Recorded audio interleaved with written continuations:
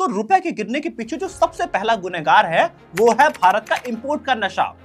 असल में भारत तो एक पुरानी बीमारी है कि हमको खरीदना बहुत पसंद है और बेचना कम। हर बार इंपोर्ट इंपोर्ट और इंपोर्ट। पर प्रॉब्लम क्या है इसमें? असल में जब भी इंडिया कुछ इंपोर्ट करता है तो वो पेमेंट वो डॉलर में करता है। अब जितना भी ज्यादा आप इंपोर्ट करेंगे उतना ज्यादा डॉलर की जरूरत पड़ेगी। डॉलर की जरूरत ज्यादा मतलब रुपए वीक होता है। सिंपल इकोनॉमिक्स है ये।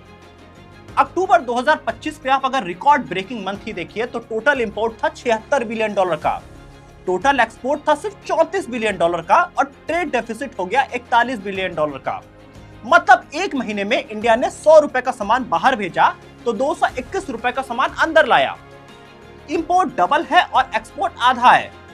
अब सवाल है क्या ये सस्टेनेबल है? बिल्कुल भी नहीं। पर ये 76 बिलियन डॉलर का हम इंपोर्ट क्या करते हैं? तो सबसे पहला इंपोर्ट है हमारा गोल्ड। इंडिया को गोल्ड से एक अलग इमोशनल कनेक्ट है। दिवाली आई गोल्ड खरीदो, शादी आई गोल्ड खरीदो, इन्वेस्टमेंट चाहिए गोल्ड खरीद के रख लो।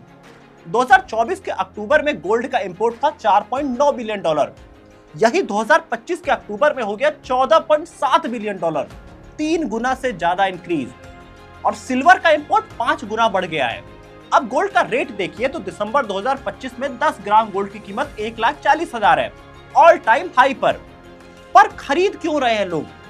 क्योंकि इंडिया में गोल्ड एक स्टेटस का सिंबल है, गोल्ड एक सेफ इन्वेस्टमेंट है, गोल्ड एक ट्रेडिशन है। हमारी दूसरी बड़ी खरीद है क्रूड ऑयल। यही सबसे बड़ा भारत इंपोर्ट करता है। भारत अपनी 85% ऑयल की जरूरत इंपोर्ट करता है। मतलब रोज सुबह से शाम तक जितना भी ट्रांसपोर्ट, इलेक्ट्रिसिटी, मैन्युफैक्चरिंग सब डॉलर पे डिपेंडेंट है। एनुअल इंपोर्ट 100 बिलियन डॉलर का भारत ने किया, जिसमें 9 लाख करोड़ सिर्फ ऑयल में लगा। रुपए वीक हो रहा है, ऑयल महंगा हो रहा है। ऑयल महंगा हो रहा है मतलब ट्रांसपोर्ट महंगा होगा, ट्रांसपोर्ट महंगा होगा मतलब देश में सब कुछ महंगा होगा। अब तीसरा बड़ा इंपोर्ट हम करते हैं इलेक्ट्रॉनिक्स का।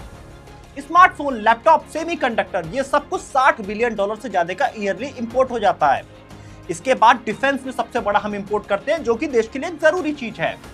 इन सब चीजों के लिए देश डॉलर में पेमेंट करता है। अब डॉलर की सप्लाई लिमिटेड है, मतलब डॉलर महंगा हो गया और रुपए सस्ता हो गया। यही है पहला गुनहगार, हमारा इंपोर्ट का नशा, जो कि एक स्ट्रक्चरल प्रॉब्लम है, 1991 से चली आ रही है। पर 2025 में अचानक ही इतना तेजी से क्यों गिरा? उसके लिए हमें दूसरा विलेन समझना होगा। इस पूरी केस स्टडी को आप हमारे चैनल डिजिटल लॉट पे जाके देख सकते हैं, जो कि आपके लिए एक आई ओपनर वीडियो जरूर होगी।